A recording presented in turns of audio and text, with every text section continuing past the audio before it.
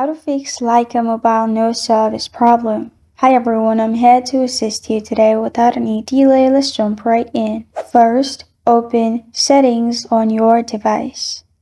In Settings, scroll down till you find System and click on System.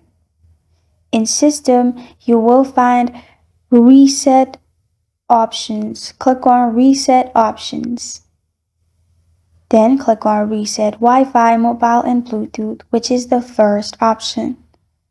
Then click on Reset Settings and Reset Everything, which is Wi-Fi, Mobile and Bluetooth. After you do that, go back from the settings and then scroll down your notification bar down.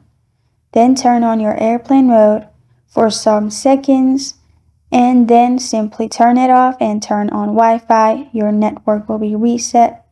And this is how to fix Lyca Mobile no service problem.